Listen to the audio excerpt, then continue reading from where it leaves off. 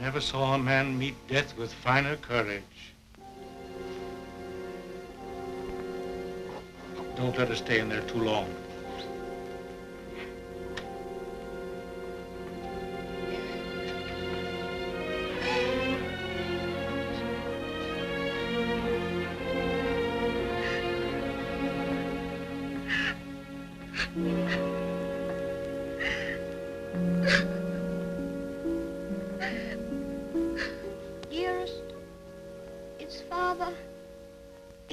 Well now?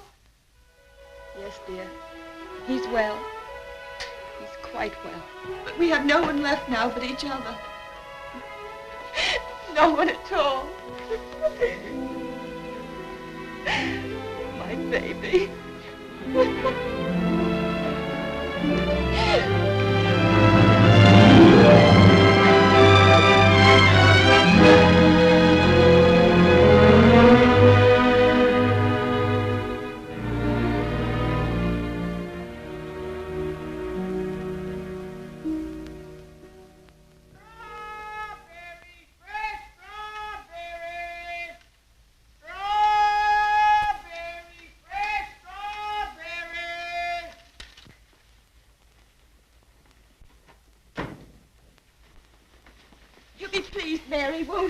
The darling. To think of him getting the like of that for his birthday. Sure, he'll be the happiest boy in all Brooklyn till he falls off of it. Yeah.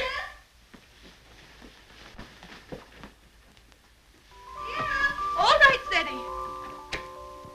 Oh, dearest. Look. Mary's brother, Michael, has made it for me. And Mary's given me this book.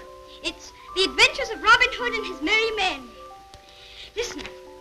Back varlets. Touch maid Marian at your peril. However many you be, I defy you all. See, dearest, you're maid Marian, and I'm Robin Hood. They crowd around you. I'll never leave your side, however many there are. Oh. Now, dearest, you cry out, help me, Robin Hood. Help me, Robin Hood. Help. Varlets, no, I've got... Oh. Help. There. Oh. Isn't that... Oh. You like it? Oh, my... Of all the events in my life, this is the most magnificent. Do you really like it, darling? It's what you wanted? It's exactly what I wanted. Oh, I do hope it is. Only you will be careful, won't you, and not let it run away with you or anything. I suppose I'm about the safest bicycle rider in the whole of Brooklyn. Do you mind that now, huh? No? Can I ride it now, dearest? Can I go now? Oh. I can't wait 1 minute. Mr. Hobbs has to see it, and Dick. Can I go now, dearest? At once? Yes, dear, only do be careful. Oh, dear. There we are. Let's go. Freddie, do be careful of the streetcars. You should get off the sidewalk. Wait a minute. Yes. Goodbye, dear. Goodbye. Oh, be careful.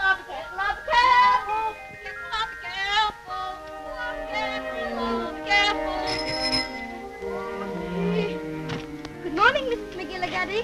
Good morning, Freddie. A very good morning. How are your bones today, Mrs. McGillicuddy? Oh, none too good after the rainstorm yesterday. Oh, they ate last night something cruel. Ties me up in knots, the rain does. Does it? How very peculiar. But it's a fine day to go bicycle riding. Oh, I suppose so. For them that has bicycles and can ride them. I suppose everybody who has a new bicycle will take it out and ride it today. Glory be to goodness, and whose bicycle might that be? It's mine. It's my birthday present from dearest. Oh, it's a daisy show. Fine enough for the president to ride. And it has all the latest improvements. Oh, sure, it sounds like the bells of St. Patrick. Sure, it's the luckiest boy in the world, John. Well, I'll have to be going. Oh, I nearly forgot. Please choose my apple now, Mrs. McGillicuddy. But would you mind keeping it for me until I get back? Sure.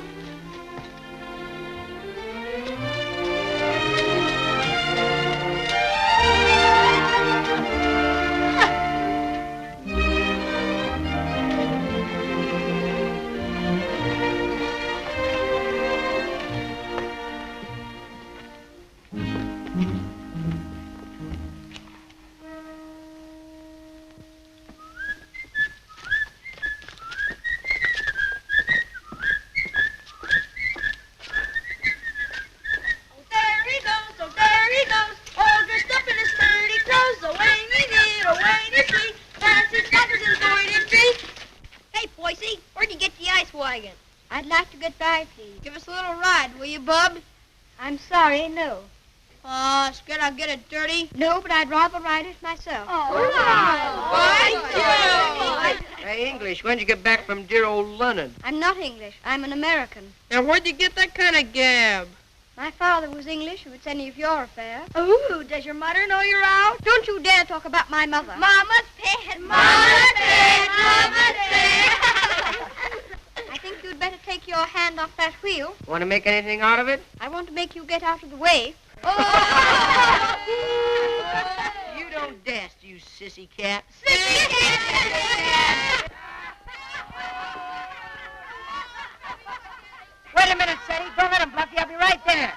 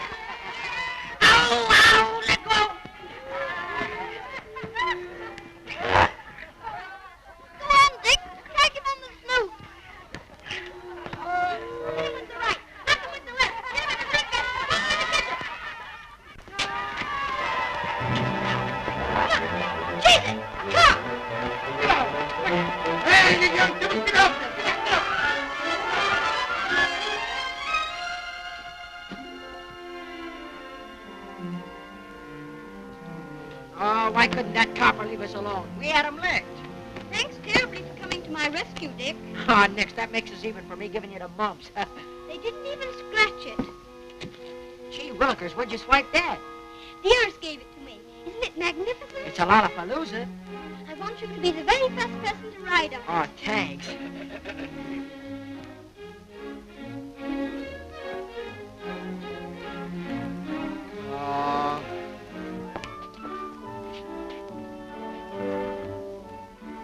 Thank you very much for your assistance, Mr. O'Brien. It's a pleasure, Freddie, my lad. Of course, I think we might have won anyway. Sure, and don't I know it? But I had to keep you from committing murder. I tell you what, Dick. I'll just go once around the block, and then you can ride it down to Mr. Hobbs' store. Make it later, 'cause right away I gotta go see my brother Ben off. He's going out west. Who is he? Where? Texas? No, Chicago. Oh, that'll be splendid. Riding Mustangs and shooting bears. There's my brother Ben now. Come on, Dick. I've got to leave. Well, come on down to Mr. Hobbs' store as quickly as you can.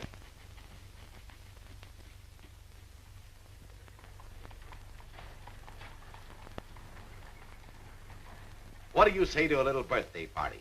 Ginger pop and cookies and some candy. That would be perfect, Mr. Hobbs. Only, Only? well, Dick's coming very soon. And I was thinking, if we could wait. I guess there'll be enough to go around. There's a lump coming, I think. Quite a big one. What are you reading, Mr. Hobbs? Ah, that's the way they go on now. British aristocracy. I've got no use for 'em. Earls and marquises going around as if they was lords of creation, wearing their coronets. Did you ever know any marquises, Mr. Hobbs? Or earls? I should say not. I'd just like to catch one of 'em inside here, that's all. I'll have no grasping tyrants sitting around on my cracker barrels. Perhaps they wouldn't be earls if they knew any better. Oh, wouldn't they, though? They just glory in it. It's in 'em. They're a bad lot. Here you are, Dick. Just in time for Seddy's birthday feast. Gee, Manetti, ginger pop and everything. Here's to your health, Seddy. Many happy birthdays. Thank you very much, Mr. Hobbs. Why, Mary. Come on home, darling. The mistress is wanting you. Oh, glory be. Would you look at your face?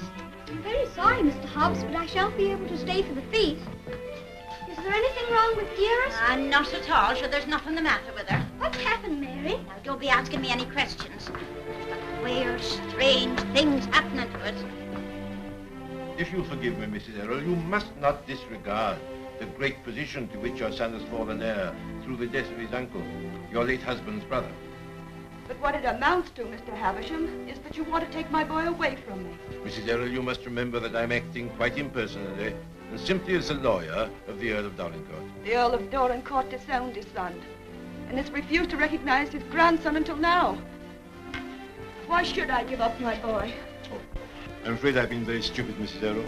I should have told you. My instructions are that you shall accompany Lord Fauntleroy to England. Oh. However, I must remind you that Lord Dorincourt is not very friendly toward you. He's an old man and has always had very strong prejudices against America and Americans and was bitterly opposed to his son's marriage. He's fixed in his determination not to see you.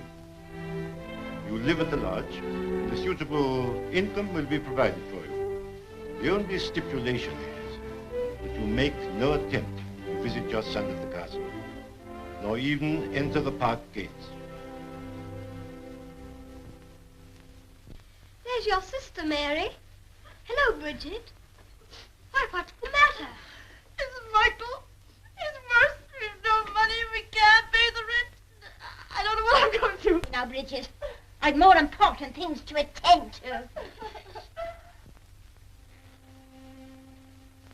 I wonder what your husband's wishes would have been in this matter.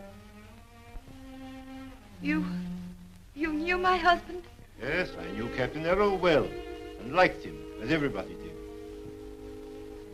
He was greatly attached to his old home. Yes, I know. He, above everyone, would have appreciated what this means to your son, the very great advantages he'll have. Yes, you're right. My husband would have wished it.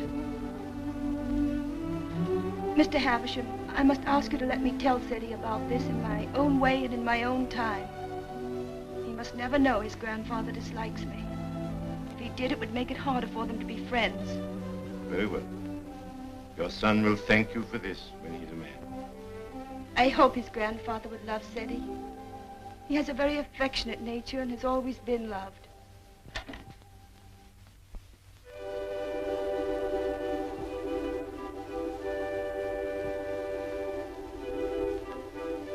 This is Mr. Havisham, dear, whom your grandfather has sent to see us, all the way from England. How do you do, sir? So this is little Lord Fauntleroy.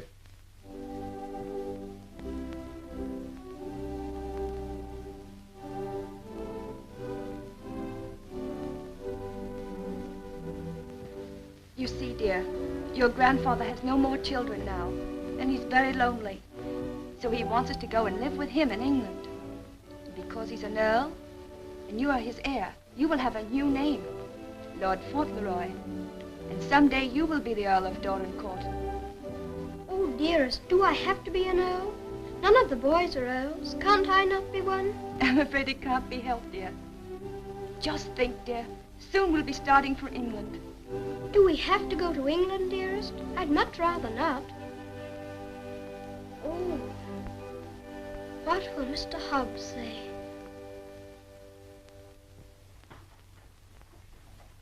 Anything else, ma'am?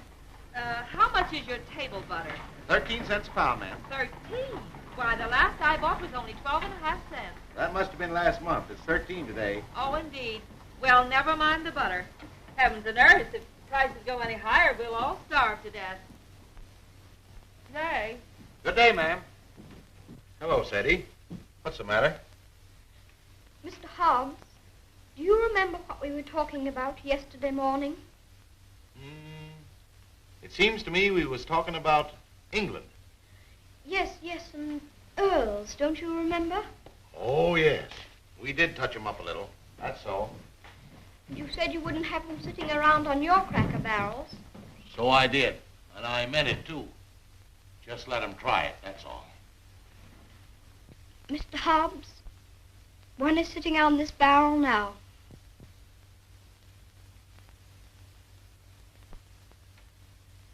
What? Yes, I am one. Or I'm going to be. I won't deceive you, Mr. Hobbs. It's the heat.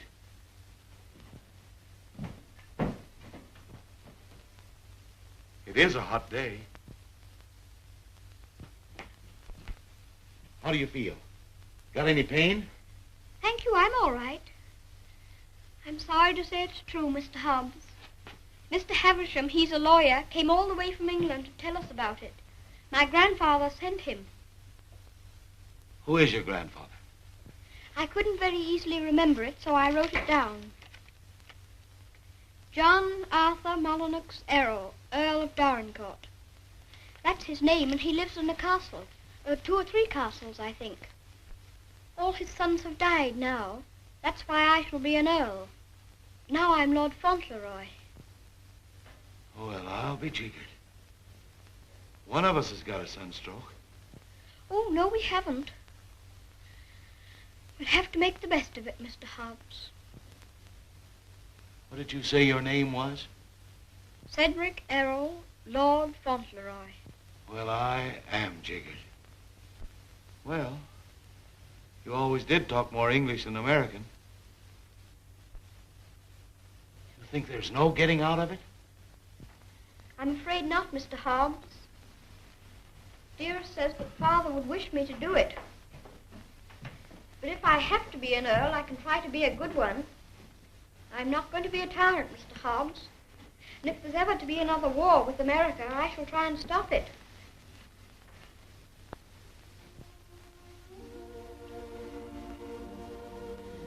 England's a long way off, isn't it?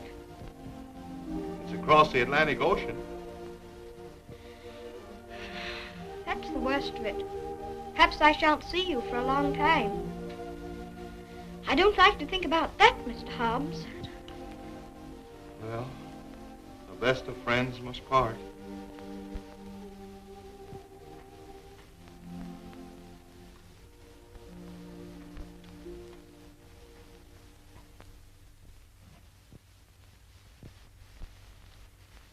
I'm afraid, Mr. Havisham, our American food must seem very strange to you. A little, ma'am. I find that muffins are biscuits and biscuits are cookies. But the cooking's excellent. And after all, it's the company that makes a meal exquisite, not the food. Thank you, Mr. Havisham. When you're an earl, you'll give splendid dinners in one of the most beautiful castles in England. Do you know, I'm not sure I know exactly what an earl is. And I think if anybody's going to be one, he ought to know, don't you? Would you mind explaining it to me? Well, someone is made an earl generally because he's done some service to his sovereign or some great deed. Oh, that's like the president. Oh, is it? Is that why your presidents are elected? Yes, sir. When a man is very good and knows a great deal, he's elected president. And they have torchlight processions, and bands, and everybody makes speeches.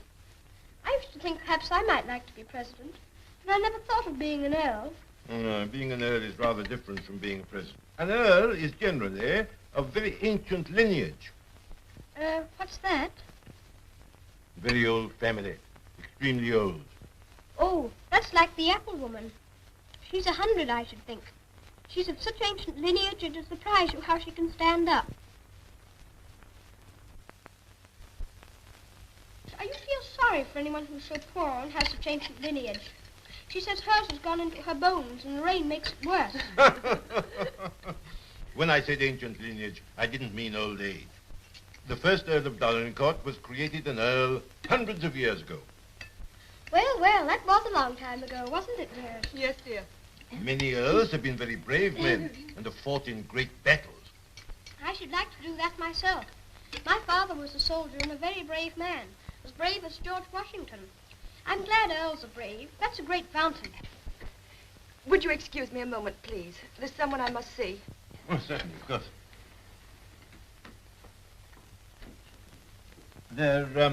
There's another advantage of being an earl. Some of them have a great deal of money. That's a good thing to have. I wish I had a great deal of money. Do you? Why? Well, there's so many things a person can do with money.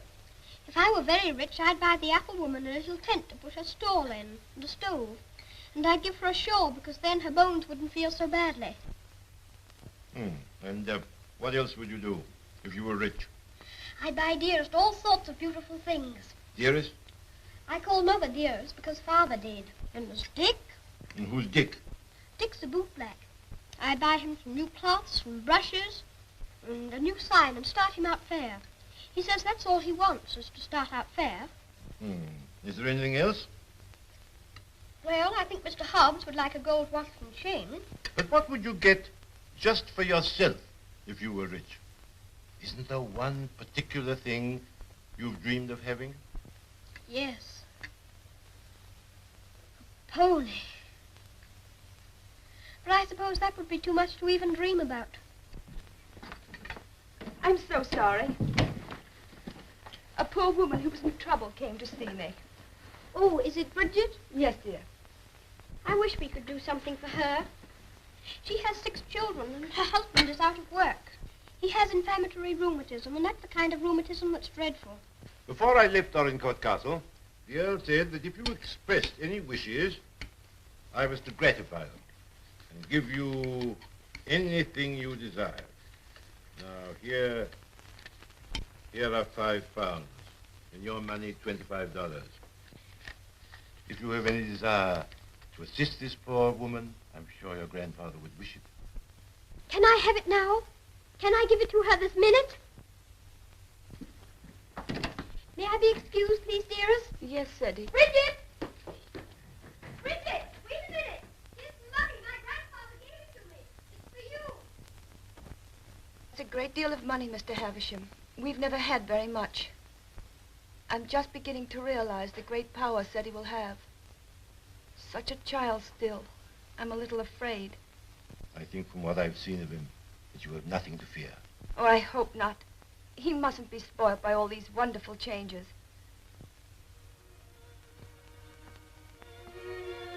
She cried.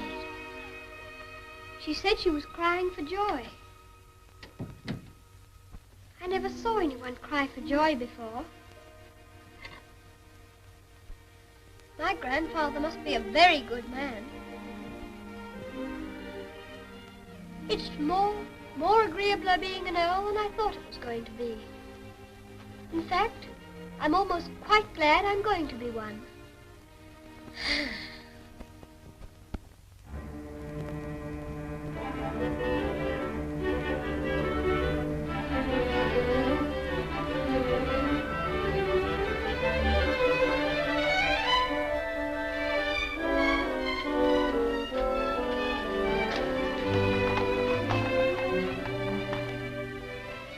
We always liked that little house, didn't we, dearest?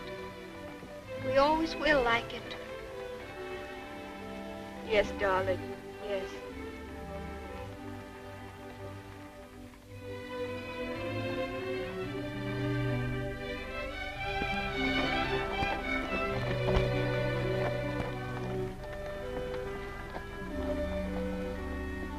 I've come to say goodbye. I have to go to England to be a lord, and I shouldn't like to have your bones on my mind every time it rains. Oh, bless your dear little heart, with all your kindness to me. My bones is as quiet as anything. Can I give you a kiss for luck? Of course.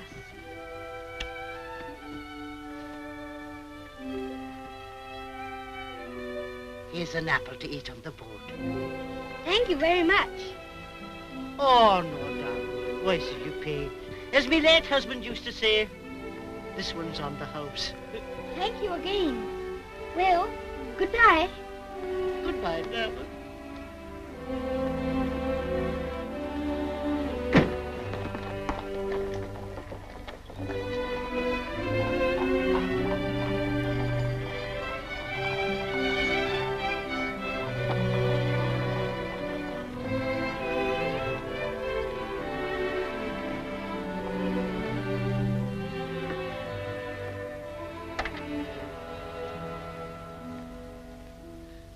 Well. Well. Well. Well. Well, goodbye. I hope trade will be good. Gee, if trade gets any better, I'll be rolling around in diamonds and pearls. That would be splendid, wouldn't it? I hope you have every sort of luck and happiness. Thanks, same to you, and I hope you think about us sometime when you're way over there, as they say, on foreign soil. I'll think about you all the time. And I'll write to you. And you must write to me. Here's where you send your letter. Gee, I wish you wasn't going away. Thanks, mister, for all the swell things you've done for him. He certainly deserves it. He's a game little kid. Gee, I almost forgot. Yeah, I bought this for you. It's a handkerchief. You can use it when you get among them swells. Oh, Dick, it's beautiful. It's extraordinary. I'll use it always. Thank you, Dick. Thank you very much. Well, goodbye. Well, goodbye.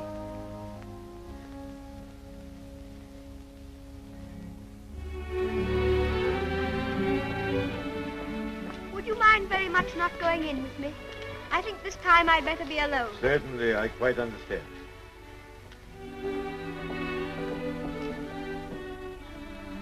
This is for you, Mr. Hobbs.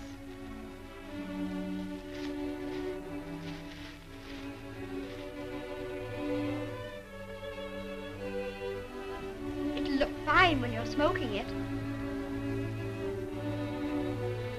Why, Freddie, that's just what I wanted for a long time. This is my real present, Mr. Hobbs.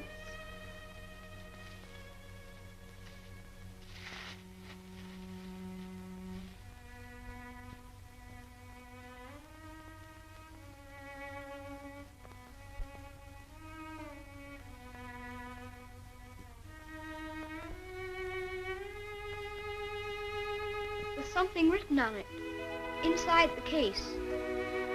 I told the man what to say. You read it.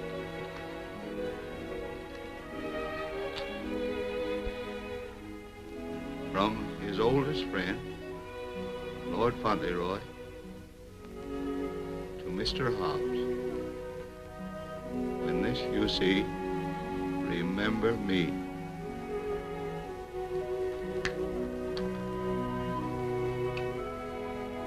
When this you see, remember me. I don't want you to forget me. Oh, I won't forget you. Don't you go and forget me when you go over there amongst those British aristocracy. I shouldn't forget you, whoever I was among. I hope you'll come to see me. Perhaps my grandfather will write and invite you. You wouldn't mind him being an earl, would you? I mean, you wouldn't stay away just because he was one. Oh, I'll come and see you. I won't be able to help myself.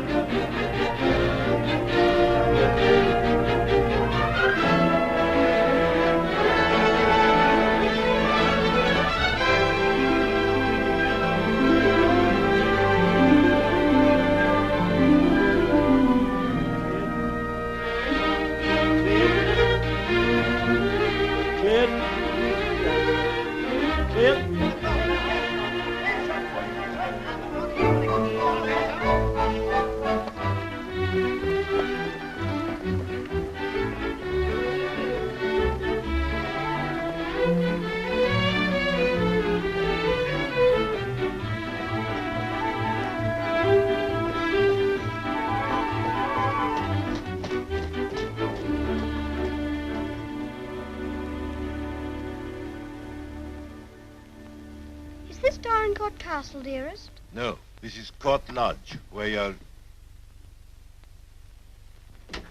Here's Mary. We had a splendid time in London, Mary.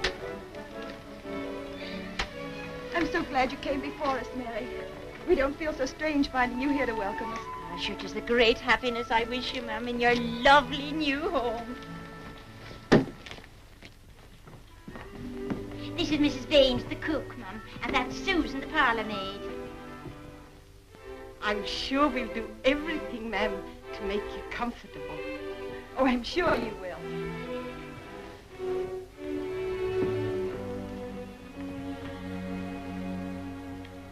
I must say goodbye. The carriage is waiting to take me to the castle. I must tell the Earl of your safe arrival. He needn't go tonight. I'd so like to have him with me my first night here. No, I'm sure Lord Dorincourt won't expect his grandson tonight. Tomorrow will be time enough. I dread so to tell him that we're not going to live together anymore. I'm a coward, I know, putting it off so long, but it's the most difficult, the most cruel thing I've ever had to do.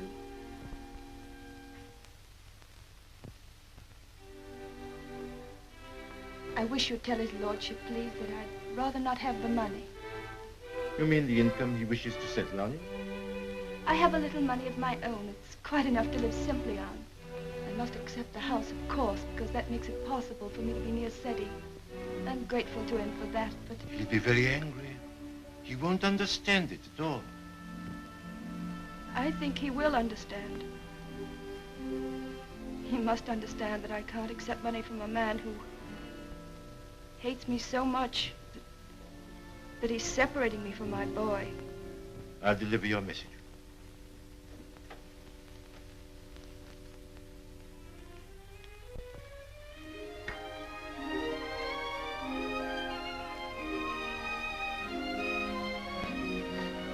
I think it's beautiful here. Don't you, dearest?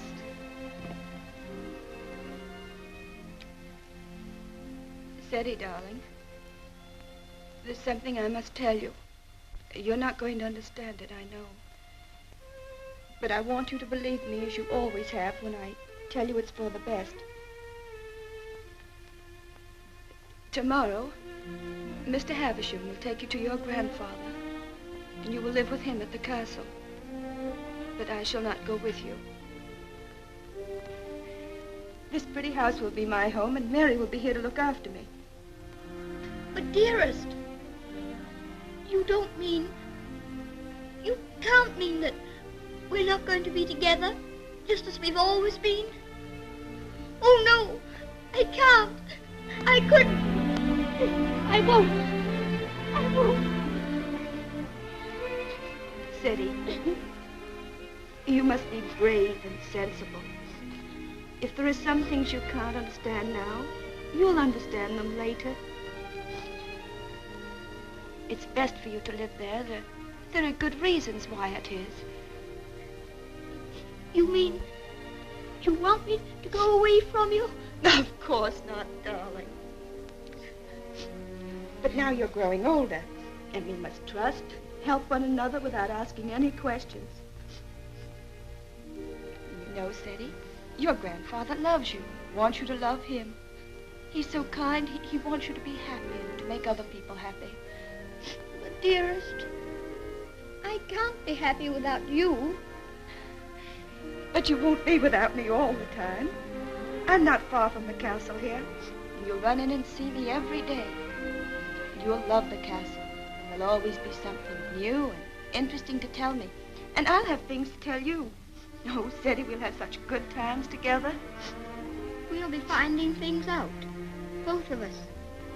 We'll be explorers. Yes. Like Mr. Stanley and Mr. Livingston. That'll be exciting. Every night, when it grows dark, I'll put a candle in the window to guide you through the jungle, Mr. Stanley.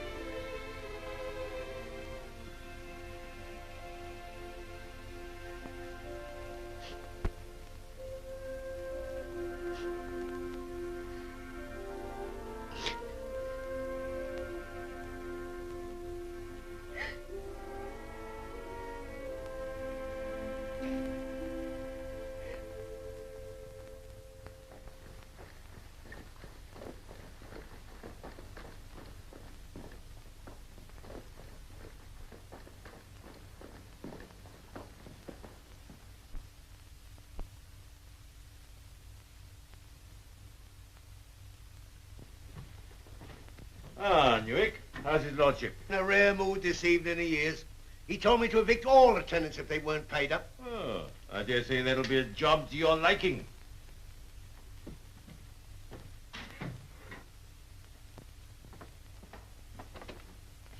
Oh, sir. Ah, Purvis. Glad to see you again. I'm very glad to see you, sir. Oh, idiot! Do what you're told. Bring what's ordered. Gout. Oh, yes, sir. These last few weeks have been the worst I've ever known, sir. I'm surrounded by a lot of incompetent nincompoops. Shut the door, you blockhead! I can't stand him no longer, Mr. Purvis. He's too much for any man. Cursing and swearing and calling people out the names like he does. And it ain't just today, it's every day. Thomas, you brought him the 63 port. He prefers the 51. How was I to know he didn't say? Fetch the other bottle. What business you got drinking port anyway in this condition? I can't feed and house every lazy lout in the parish, and I won't. You and your poor.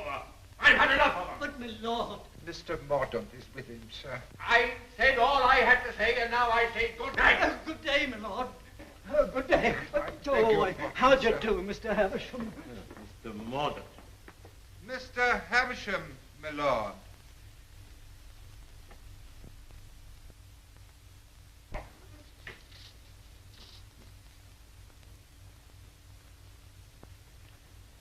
Well, Havisham. Lord? Come back, have you? Put that cushion right for me, will you? I careful.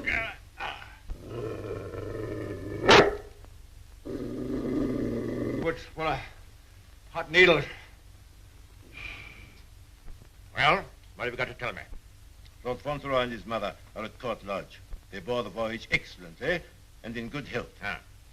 What else? His lordship remains with his mother tonight. I'll bring him to the castle tomorrow. Oh, go on. Tell me everything. What sort of a lad is he? Never mind about the mother. What sort of a lad is he, I say?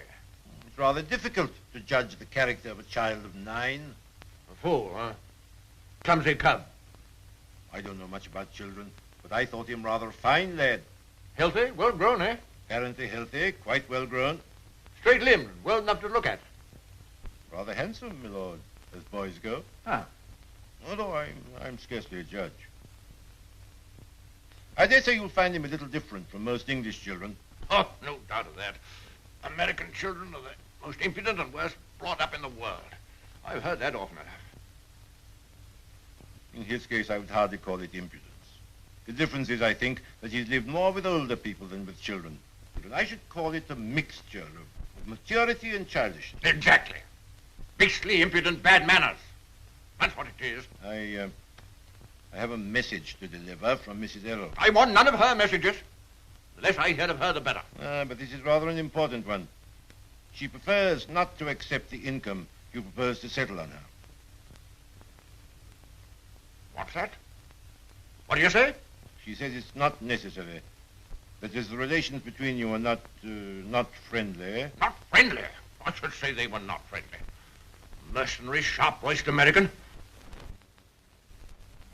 Lord, you could hardly call her mercenary. She's asked for nothing. Ah, all done for effect. She thinks she can wheedle me into seeing her. Thinks I shall admire her spirit, but I don't. She shall have the money sent to her whether she likes it or not. She won't spend it. I don't care whether she spends it. She shall have it sent to her. She shan't tell people that she's got to live as a pauper because I'm doing nothing for her. Huh?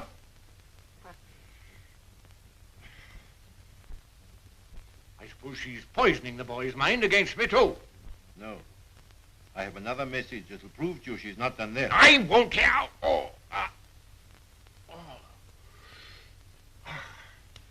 She asks you not to let Lord Fauntleroy hear anything that might lead him to understand that you're separating him from her because of your prejudice against her. She says he wouldn't comprehend it, that it might make him fear you in some measure, or at least cause him to feel less affection for you. She wants there to be no shadow on your first meeting. Come now, Havisham, come now. You don't mean the mother hasn't told him? Not a word, my lord. Nothing has been said to the boy to give him the slightest doubt of your perfection. She's prepared to believe you the most amiable and affectionate of grandparents. In fact, he already regards you as a wonder of generosity.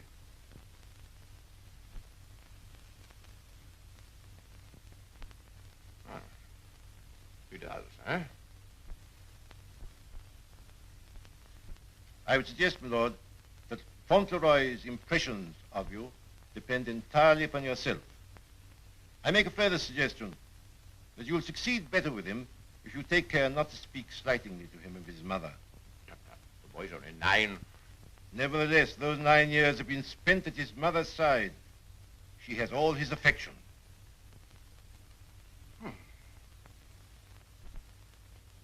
So he thinks me generous, eh?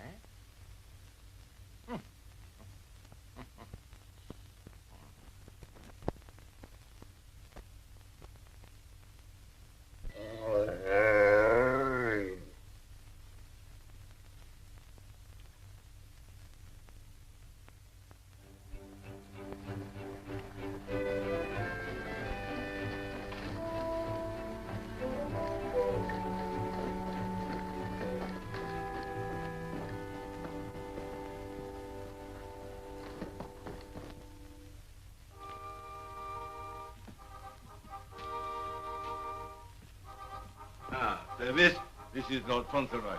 My lord. How do you do? Thank you, my lord.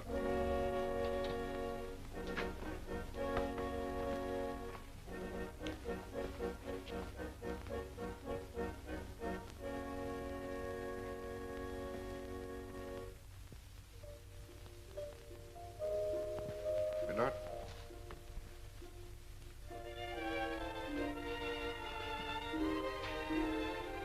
Lord Fauntleroy, Mrs. Mellon. Lord Fauntleroy, this is Mrs. Mellon, the housekeeper. How do you do, ma'am? I shouldn't know his lordship anywhere, sir. He has the captain's face and way. Oh, was it you who sent the cab? I'm ever so much obliged to you, ma'am. How do you do? He's a great day, this, sir. Where's his lordship? In the library, sir. Lord Fauntleroy is to be sent to him alone.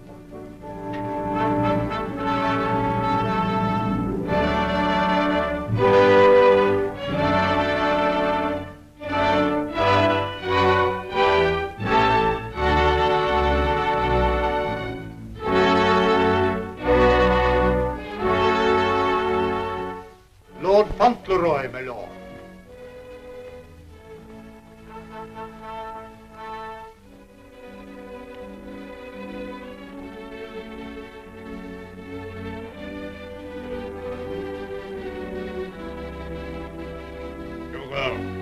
Come back, sir.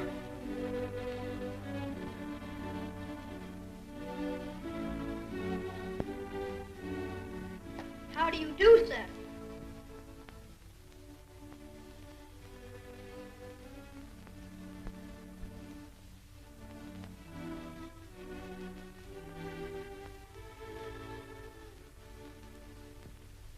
Are you the Earl? I'm your grandson that Mr. Havisham brought. I'm Lord Fauntleroy.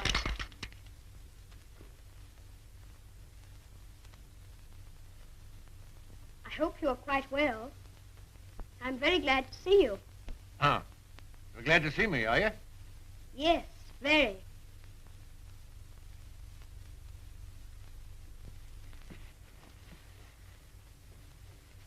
I kept wondering what you would look like if you'd be anything like my father. Oh, and am I? Well, I don't think you are, very. You're disappointed, I suppose. Oh, no. Of course you would enjoy the way your grandfather looked, even if he wasn't like your father. You know how it is yourself about marrying your relations. Eh? I'm not sure that I do. Oh, any boy would love his grandfather, especially one who's been as kind to him as you've been. Oh, so I've been kind to you, have I? Yes. I'm ever so much obliged to you about Bridget and the apple woman and Dick. Bridget? Dick? Apple woman? They were particular friends of mine. You know, they were the ones you gave me all that money for. The money you told Mr. Havisham to give me if I wanted it. Oh, the money you were to spend as you liked, eh? So you spent it all on these people, did you? Bridget, Dick, and the apple woman. Yes, and I gave Mr. Hobbs a gold watch and chain and a pipe. I put some poetry in the watch. It was, "When this you see, remember me." I'm going to miss Mr. Hobbs very much. Who is Mr. Hobbs? He was our grocer. Fancy vegetables and groceries, you know. He's my closest friend. Mr. Hobbs is a very clever man. Do you know he can recite the Declaration of Independence right through? Oh. What's the matter? I just remembered you might not like to hear about the Declaration of Independence. I forgot you were an Englishman. Huh? You forgot you were English too, didn't you? Oh, no, I'm an American. You are English. Your father was an Englishman. I was born in America. You have to be an American if you're born in America. You don't... I beg your pardon for contradicting you. Mr. Hobbs says that if there's ever to be another war, that I should have to be an American. But I promised him that if there were to be another war, I should try to stop it. You would you? Dinner is served, my lord. Now, be careful, man. Be careful. Careful, man, careful. Would you like me to help you? You can lean on me, you know. Once when Mr. Hobbs hurt his foot with the potato barrel falling on it, he used to lean on me.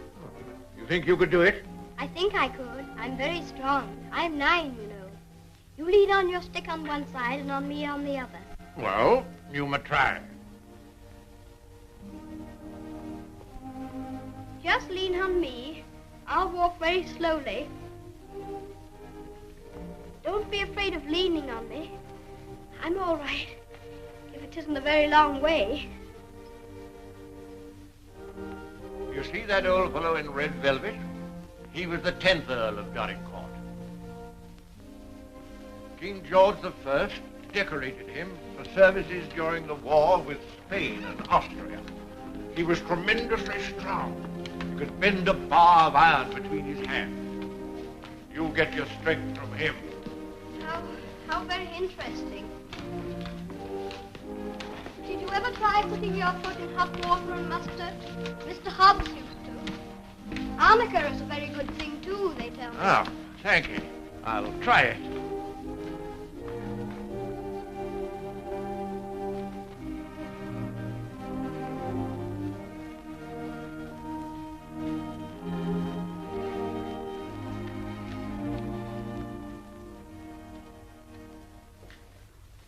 It is warm, isn't it?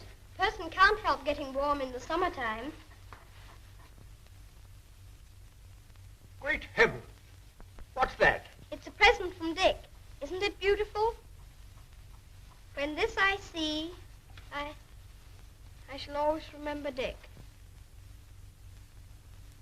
Yes, I should think you would. It'd be difficult to forget him. Dick's a professional bootblack. You'd like him. He's so square. Square? Yes. He wouldn't cheat anyone or hit a boy under his thighs. Oh. Very pleased were they. Thank you.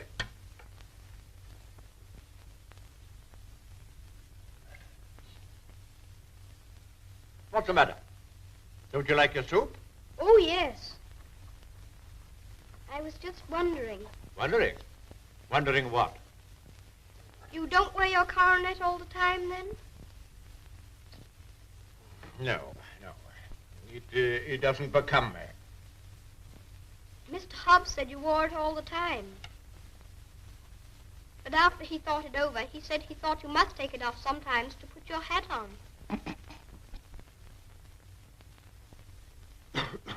Yes, I take it off occasionally.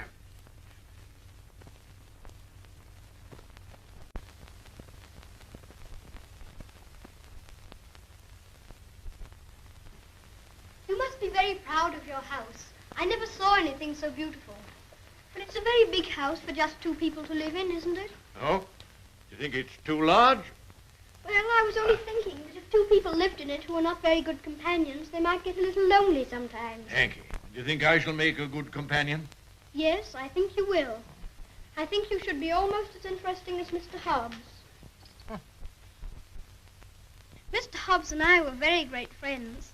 He was the best friend I had, except...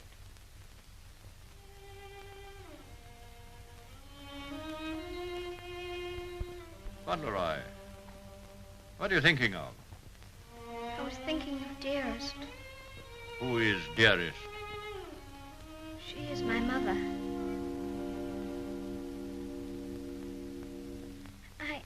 I think I'd better get up and walk up and down.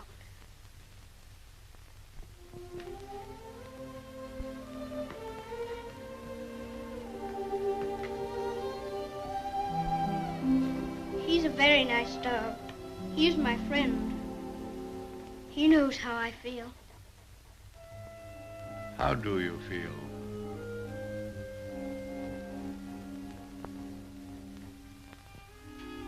Come here.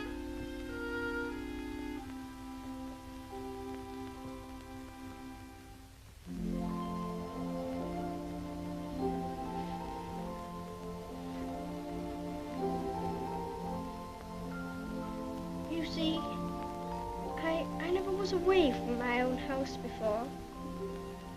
It makes a person feel a strange feeling when he has to stay all night in another person's castle instead of his own house.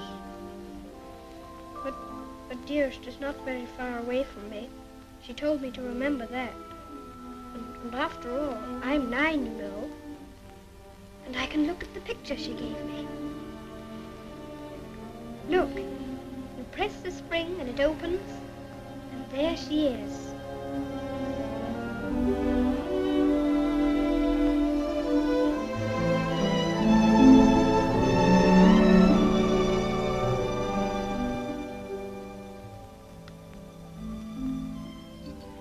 I suppose you think you're very fond of her. Yes, I do think so, and it's true. Mr. Hobbs and the others were my friends. But Dearest is my close friend. My father left her to me to take care of. When I'm a man, I'm going to work and earn money for her. Oh, what do you think of doing? Well, I did think of going into business with Mr. Hobbs. But I should like to be president.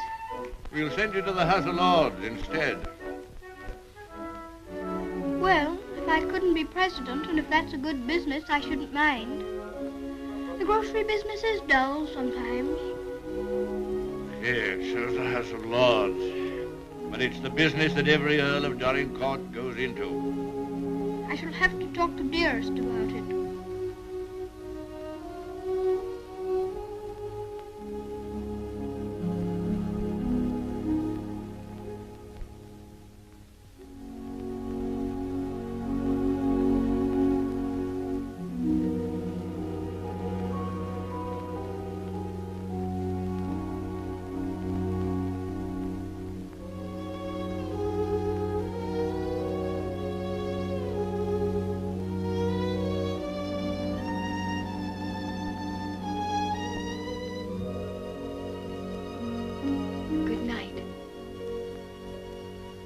Keep you all the night.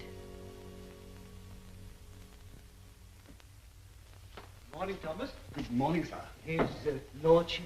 In the library, sir. And such goings on I never heard in all my life. Would you think it'd be all right for me to see him? Oh, yes, sir. He's expecting you. Oh.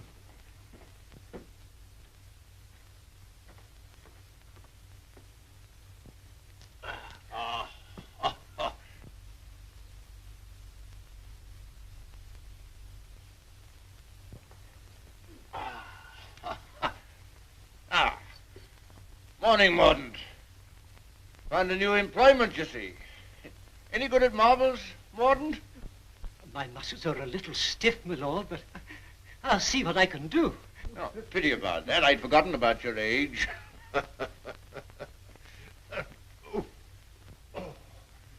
This is the new Lord Fauntleroy. Fauntleroy, this is Mr. Mordaunt, rector of the parish. I'm very glad to make your acquaintance, sir. I'm delighted to make your acquaintance, Lord Fauntleroy. Well, what is it this morning, Mordaunt? Who's in trouble now? It's one of your tenants, my lord. Higgins of Edgefarm. York has told him that if he doesn't pay the rent, he must leave the place. He's a bad tenant. Always behind, York tells me. He's devoted to his wife and children. If the farm is taken from him, they may literally starve. That's like Michael. Huh? I forgot we had a philanthropist here. Come here. What would you do in this case? Well, if I were very rich, I should let him stay and give him things for his children. Nonsense. You're Lord Fauntleroy. Time you learn to deal with these situations. You can write, can't you? Yes, but not very well. Well, go over to the desk and write Newick his orders.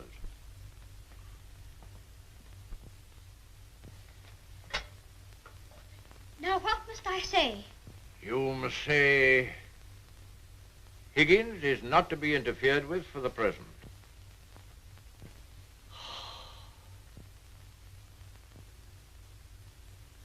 And sign it Fauntleroy.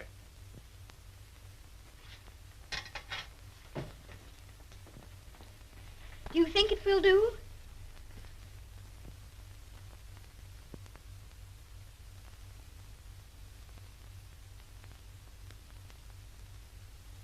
Yes.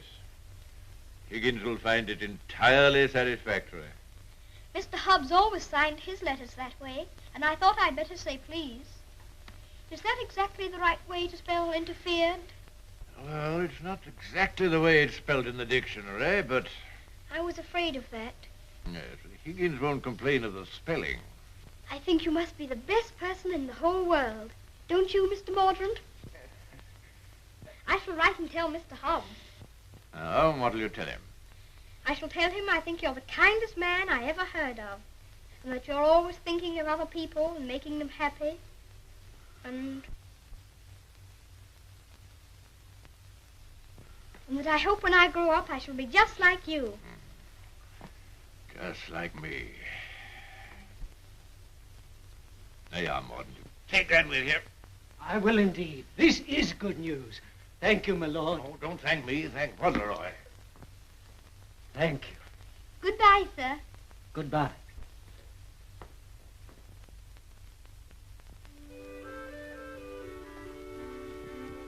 May I go to see Dearest now? I think she'll be waiting for me.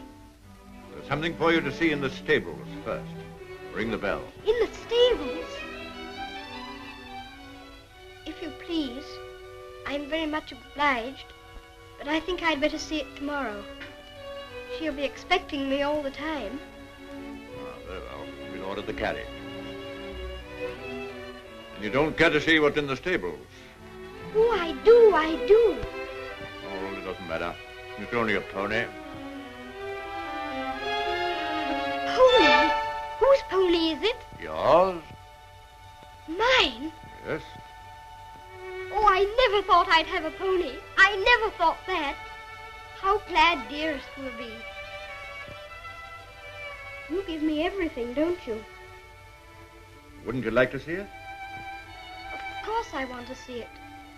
I want to see it so much I can hardly wait. But I'm afraid there isn't time. You must see your mother this afternoon. You can't put it off till tomorrow? Why, she's been thinking about me all the morning. And I've been thinking about her. Oh, you have you? I'll ring the bell.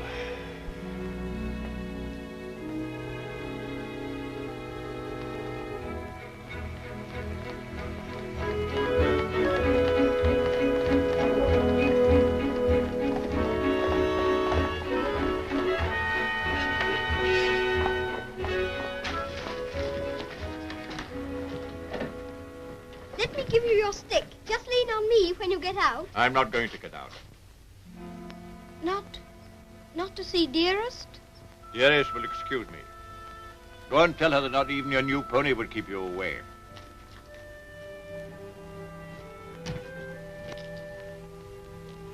She'll be disappointed. She'll want to see you very much. I'm afraid not. The carriage will call for you as we come back. Drive on, Jeffries.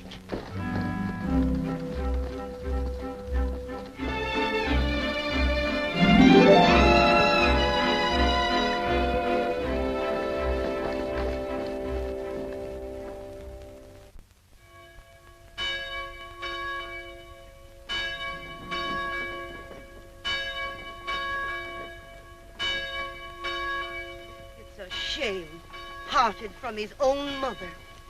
Cook at Court Lodge was telling Sarah she'd never have worked for a sweeter lady than Mrs. Errol. The letter was written by the little gentleman his own self, signed with his name to. Fauntleroy, as large as life. The little precious. Aye, that's the mother. Pretty young thing, too.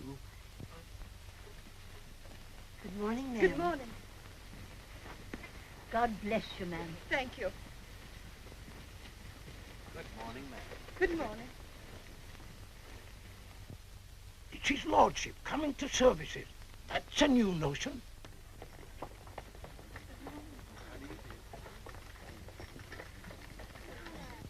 They say even his gout's improving.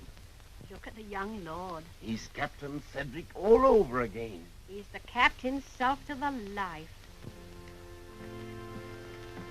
How glad the people are to see you. Take off your hat, Fauntleroy. They're bowing to you. To me? How do you do? Good morning, Lord. God bless your lordship. Long life to you. Thank you. Morning, my lord.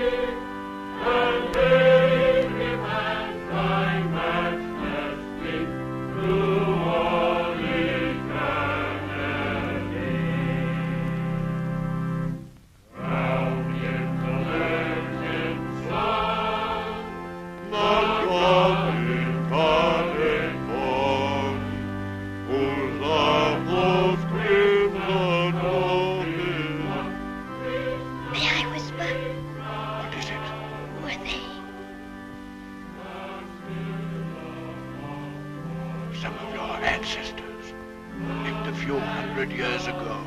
Oh, perhaps I got my spelling from them. Shepherd King of Israel,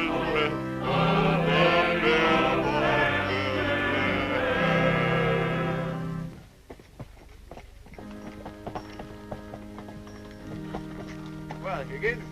Oh, is this Mr. Higgins? Yes, I suppose he's come to have a look at his new landlord. Yes, my lord. I understand his young lordship was kind enough to speak for me, and I thought I'd like to say a word of thanks.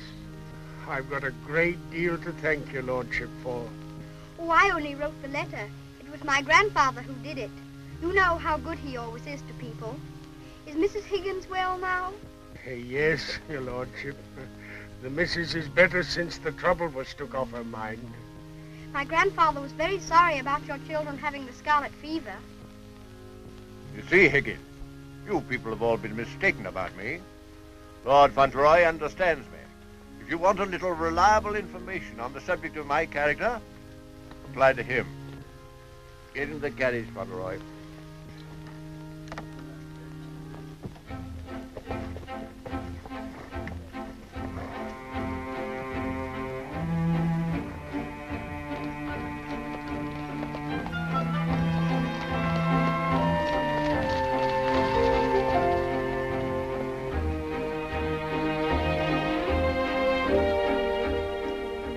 Miss your mother very much? Yes, sir. I miss her all the time.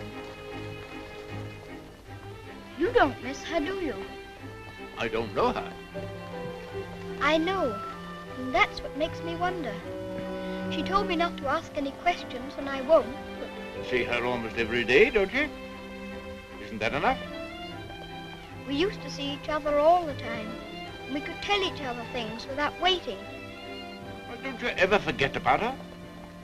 No, sir, never. I shouldn't forget about you, you know. If I didn't live with you, I should think about you. All the more.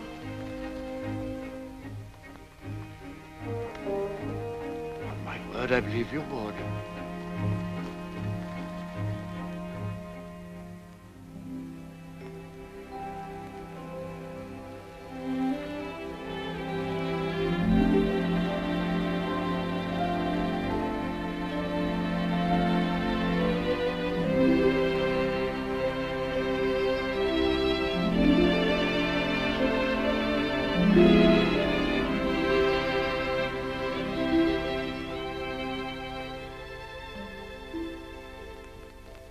Such a good Earl, he reminds me of you.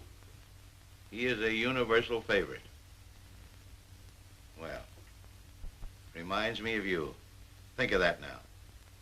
He's known this Earl only a little while, and we was lifetime acquaintances. I don't know as I want him to be reminded of me by this Earl.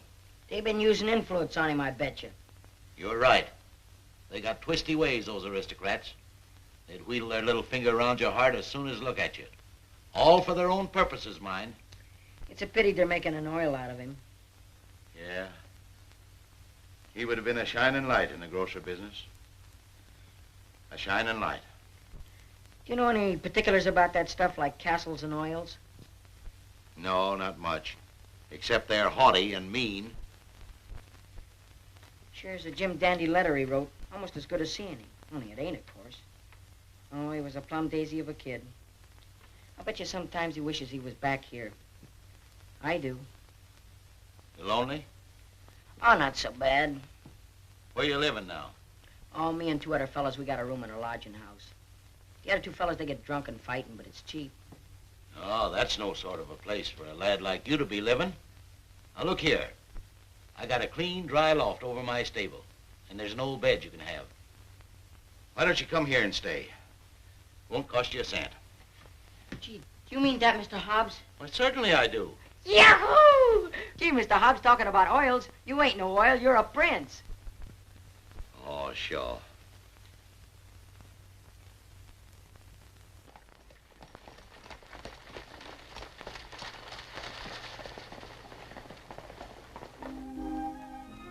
I wonder whether he will have an American accent. My dear, won't it be interesting if he has the Dorincourt eyebrows? When do we see the mother? Shh. I believe she's supposed to be kept in the background.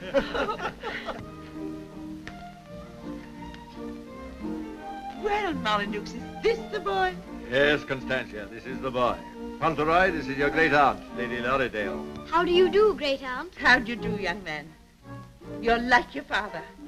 I loved him more than most people in this wicked world. Oh, did you know my father? Know him? Of course I do. Oh, then you must meet Dearest. She will enormously like to talk to you about him. You see, I was the only one she could talk about him to who knew him. And I was so small when he... Yes, Fauntleroy, this is your great-uncle, Sir Harry Lorridale. How do you do, sir? Hear you're fond of horses. I'll confess to you, Constantia, that what you'll probably see for yourself. There's a risk of my becoming rather an old fool about him. Becoming? By the way, the mother, what does she think of you? I don't know. I haven't asked her. You must come over to Lorridale Park one day and see us. There are some new cocker puppies in the kennels. You shall have your pick. Oh, thank you very much indeed, Uncle. Only Dougal might be offended. You see, he's very fond of me, and I really shouldn't like to hurt his feelings. Hurt his feelings. That's a good one. Did you hear that, Conner? Hurt his feelings. This is Miss Herbert Fauntleroy. I want you to be great friends with her. How do you do? Have you met Dougal? He shakes hands beautifully. Shake hands with Miss Herbert, Dougal. He's a great friend of mine. I like making friends, don't you? Yes, I do. May I be your friend? And Dougal. Oh, yes, if you please. Lumbago, Fortescue. Better, I hope. Thanks. much better. I've known Dorincourt as well as anyone could know him for 35 years. And that's the first time he's ever bothered to inquire about my health. Most extraordinary. Havisham, you're late. What's kept you? Beg your pardon, my lord. I was detained by extraordinary news. News? What? What news? Not now, if you don't mind. Later, my lord, later.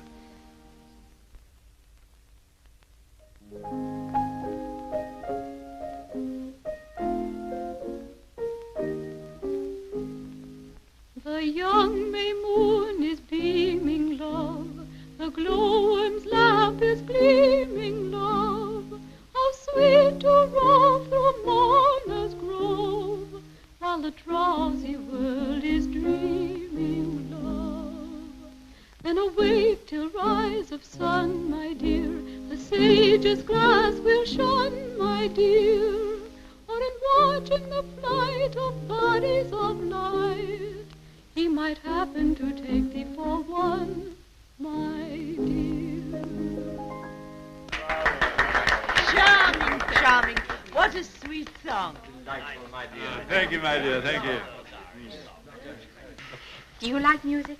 Yes, I like it when you sing it. Dear my Lord Fauntleroy, why do you look at me so? I was thinking how beautiful you are. Oh, Fauntleroy, make the most of your time. When you're older, you'll not have the courage to say that. Nobody could help saying it. Don't you think she's pretty, too? Well, we are not allowed to say what we think. Lord Fauntleroy shall say what he thinks. I'm sure he thinks what he says. I think you're prettier than anyone I ever saw, except Dearest. I think she is the prettiest person in the world. I'm sure she is. And I must tell her how kind you've been to me. I never was at a party before, and I've enjoyed myself so much. Oh, I beg your pardon.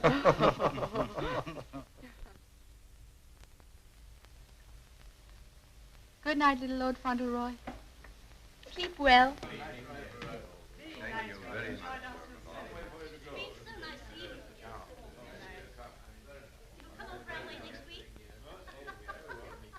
Good night. So glad you came.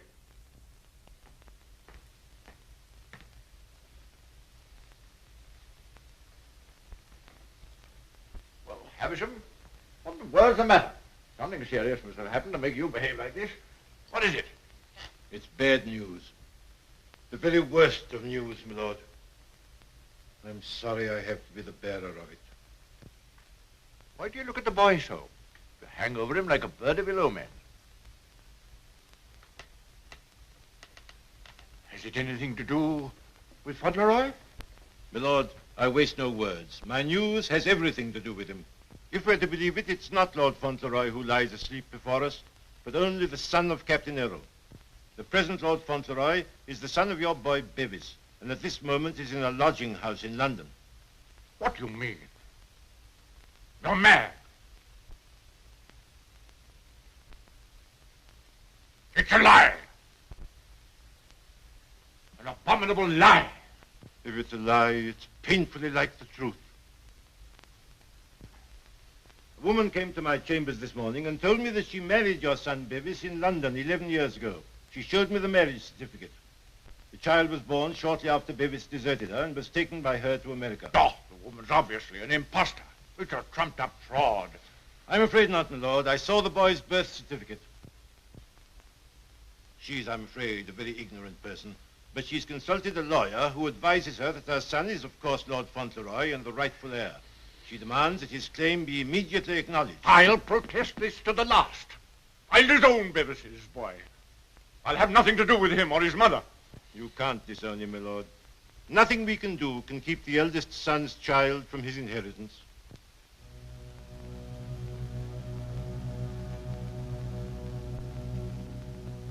The woman you say is an ignorant, vulgar person, eh? She can hardly spell her own name. She's obviously uneducated and openly mercenary. And I objected to his mother. I suppose it's retribution. If anyone had ever told me I could be fond of a child, wouldn't have believed them. I always detested children. I owe them more than most. But I'm fond of him. Oddly enough, he's fond of me. You know, Havisham, I'm not popular. I never was. But he's fond of me. Never was afraid of me. Always trusted me. Yes, Havisham. He'd have filled my place better than I filled it. He'd have been an honor to the name. You rang, my lord? Take Lord Fauntleroy to his room.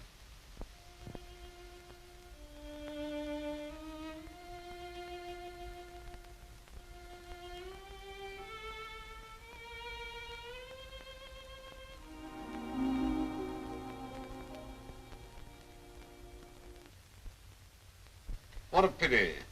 The boy's a thoroughbred if ever there was one. I suppose you may say it's a judgment on Molyneux. But that boy, the first human being he ever loved. Will Molyneux take the case to the courts, do you think? Can't tell. He's obstinate enough. Courts of the devil. You go in with your best suit, buckles on your shoes, and come out as nature made you. Bless my soul, Constantia. Whoever would have dreamed that I'd have felt sorry for the old boy? I wouldn't have minded our having a boy like that, Harry. Yes. Better luck for us, old girl, if we had. Huh? I'll tell you one thing. If his little lordship loses his title, the village loses the best friend it has. Aye, that's right. And I'll tell you another thing. It'll drive the Earl mad if this goes wrong for him. Why, he's been so proud of the boy, you'd hardly believe it if you knew him for what he was before. And the new one's no lady, that's sure. Bold-faced thing, that's what she is. The dark-eyed, brazen-faced wench. Is the Earl coming now with Mr. Havisham?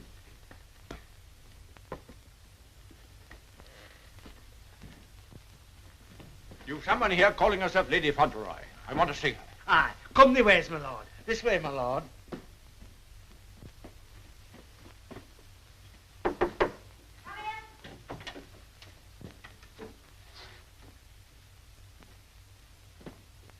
Earl of Dorincourt.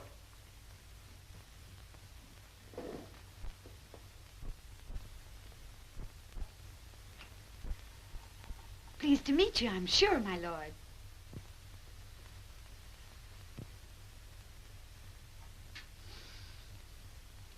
Bevis?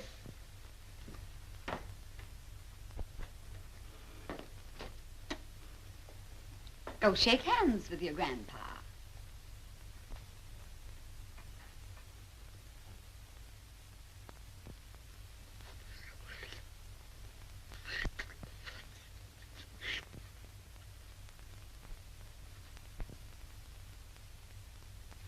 So that's the way you're going to treat your grandson, is it?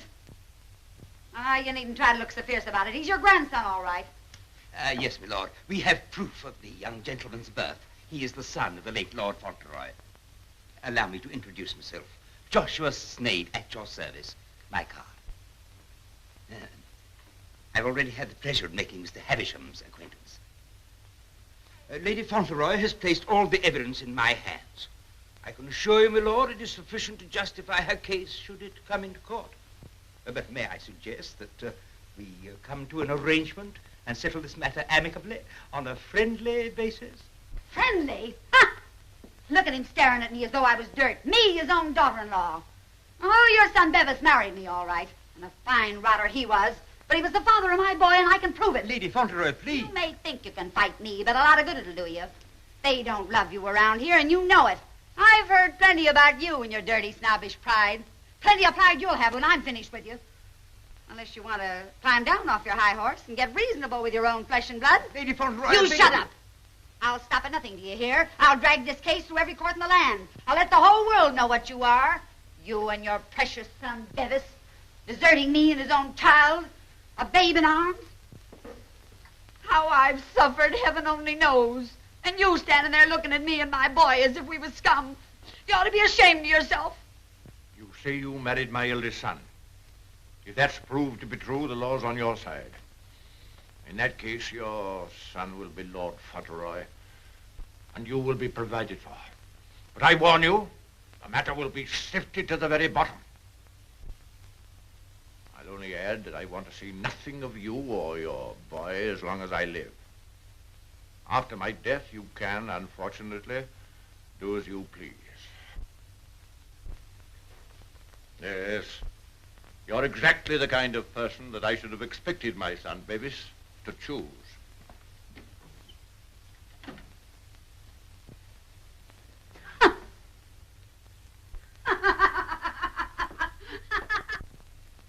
I'm afraid, Dorincourt, there can be no two opinions. At least that's how I see it. You agree, Semple? Yes, I'm afraid we can see it no other way. But it's monstrous. That woman and that boy are utterly unfit. Alas, the law can take no cognizance of such things. I sympathize, Dorincourt, more than I can say. Sympathize? What's the use of that? If we take it to the courts, you think there can be only one result? I'm afraid so. The birth certificate, everything we have, point the same way. If you take it to court, you'll have the expense and the notoriety, and only, I fear, one possible result. Perhaps the boy won't turn out so badly as you fear. Perhaps you can do something with him. That boy? That oaf?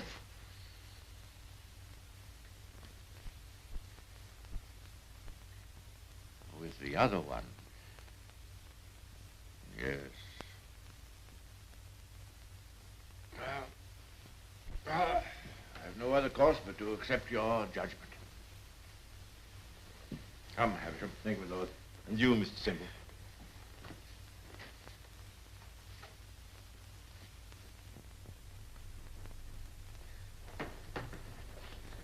It's the Earl, ma'am.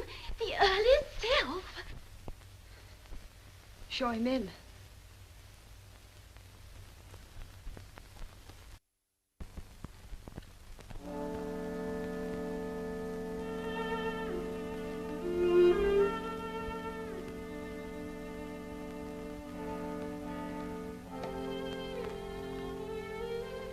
Mrs. Errol, I believe? Yes, I'm Mrs. Errol. I'm Lord Dorincourt.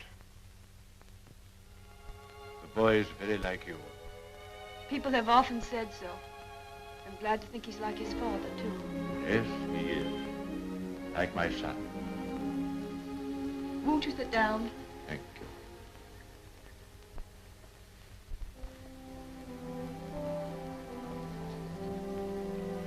I've come to tell you that I've had the very best, the highest legal opinion. I'm sorry. This outrageous woman and her child. Perhaps she cares for him as much as I care for Freddie, my lord. Her son is Lord Fauntleroy. Mine is not. Yes, I'm afraid you're right. Perhaps you would prefer that Freddie should not be the Earl of Dorincourt. It's a very magnificent thing to be the Earl of Dorincourt, my lord. I know that.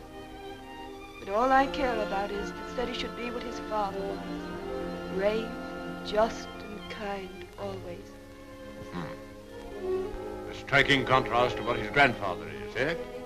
I haven't had the pleasure of knowing his grandfather. I know my little boy believes. I know that Freddie loves you. Would he have loved me if you told him why I didn't receive you at the castle? No. Honestly, I think not.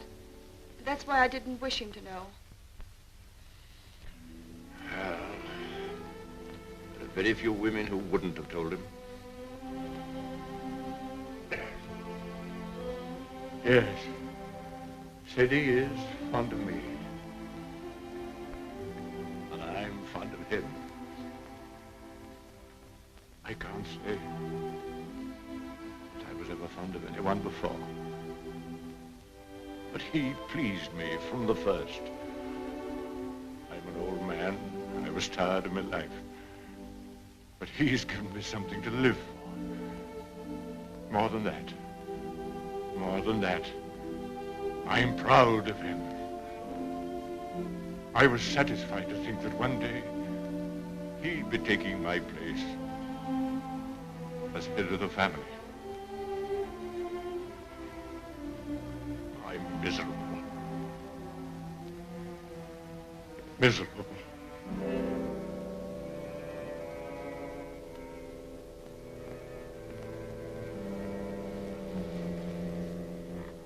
Please sit down. You've been so much troubled, you must be tired. And you need all your strength. Thank you.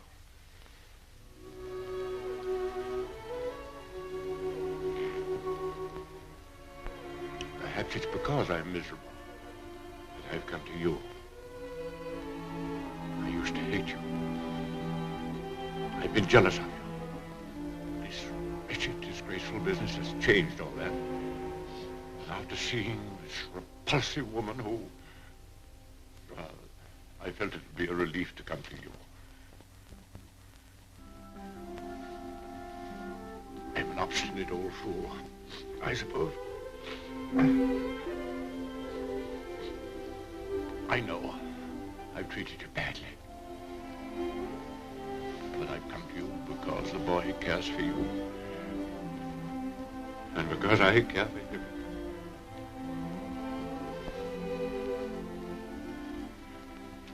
Treat me as well as you can. For the boy's sake.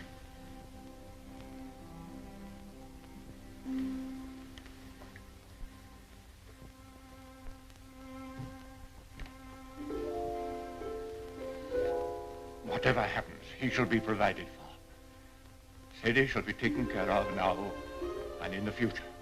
Always. Thank you. You like the house? Oh, very much. It's a cheerful room. May I come back again and talk this matter over? As often as you wish.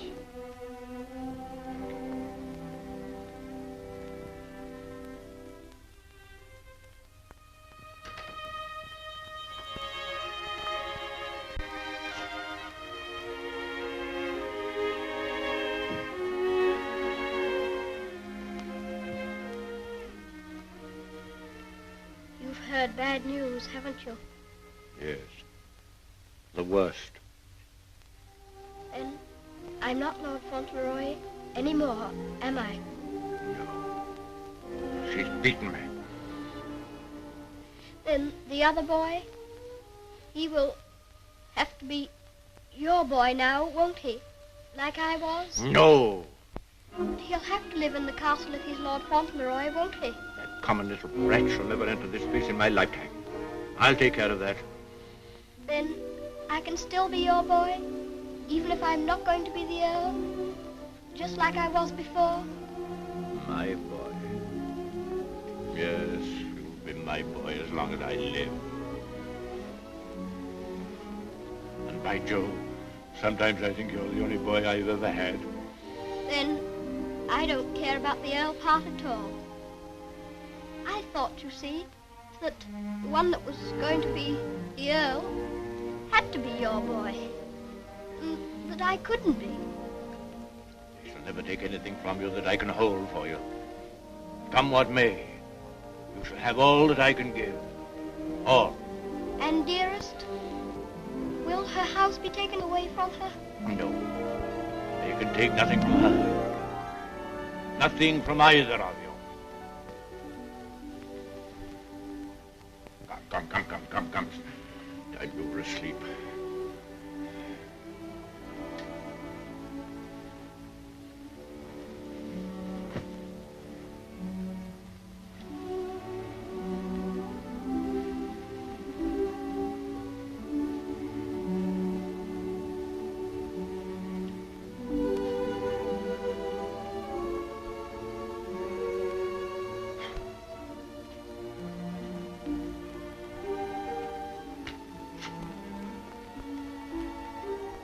Good night, Grandfather. Good night, my boy.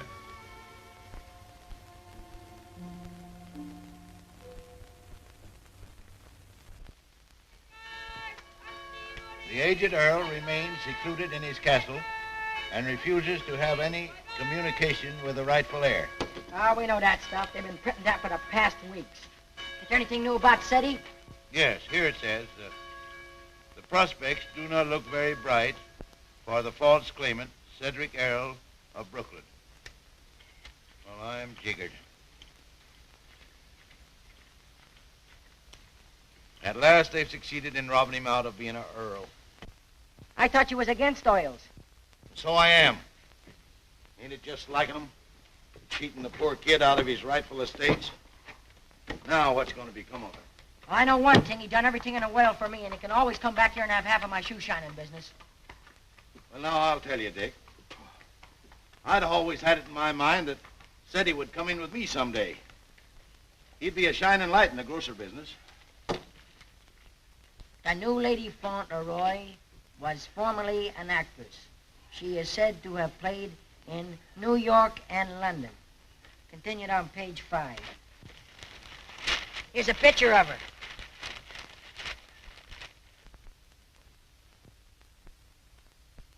Holy mackerel. What's the matter? Here, look at this. It's her. Her? She ain't no aristocrat, she ain't. I know her as good as I know you. It's Minna, Ben's wife. Your brother? Sure. You mean it's some kind of hocus pocus? Sure I do. Well, I'm jiggered. She was married before, but I never heard of her having no other kid but Ben's kid. You mean the one Ben went out to Chicago to look for? Sure. Maybe she had another kid in England. Maybe she did and maybe she didn't. We'd ought to do something about this. You're dead right we oughta. But we got to get the proper advice.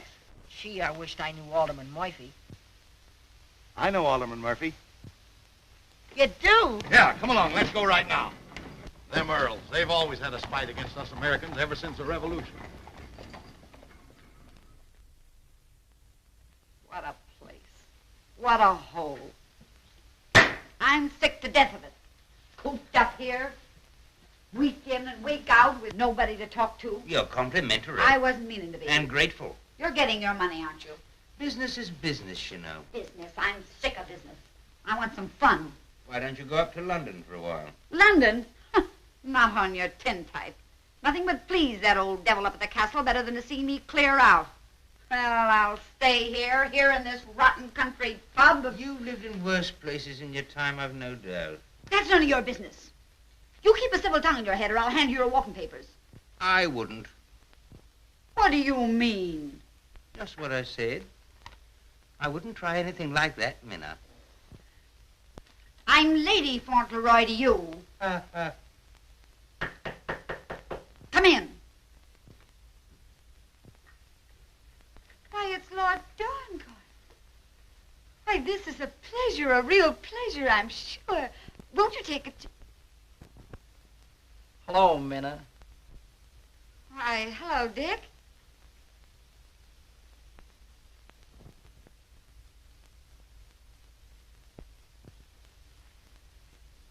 Why, Ben, what are you doing here? Where have you been all this time? Do you know her? Funny if he didn't, seeing as how he was my second husband. Where is the child? What child? You know what child, our boy Tom. Oh, Ben. But you know, you must have heard. Someone must have told you. Told me what? It was pneumonia. Only 3 days and he was gone. It broke my heart. I meant to write you, but I didn't know where you were. If that's true, who is this boy you've got with you? That's none of your business, Ben Tipton. Can I see him? No, you can't. Tell us, please, why Mr. Tipton should not see your boy. Oh, hello, Uncle Dick. Well, I'll be jiggered. You shut up. You're a dirty pair, you are. Coming all this way to spy on me, trying to do me hurt. I'll have the law on you for the way you're hounding me. You... Silence! Come here, Tom.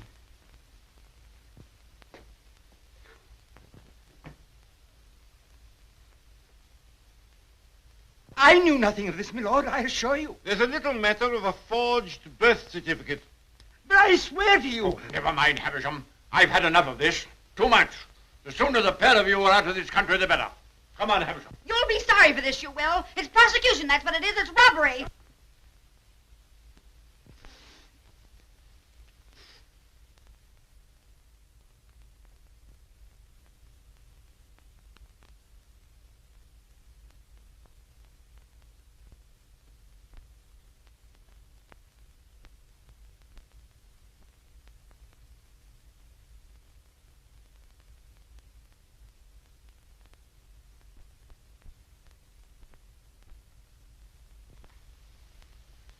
This will be somewhat in the manner of a museum, my lord?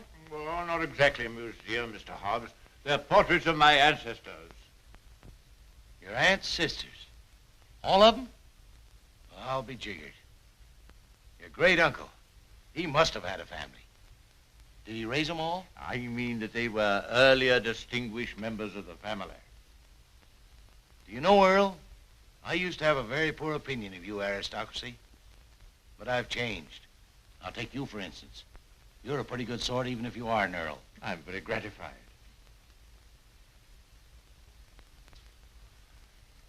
Bit gay, wasn't he? Yes, that's why I have the gout, Mr. Hobbs. Oh. And they was all Earls, and said he's going to be one, and own all this. And he'll be worthy of it, Mr. Hobbs. Sure he will. All these Earls. You know, I wouldn't have minded being one myself.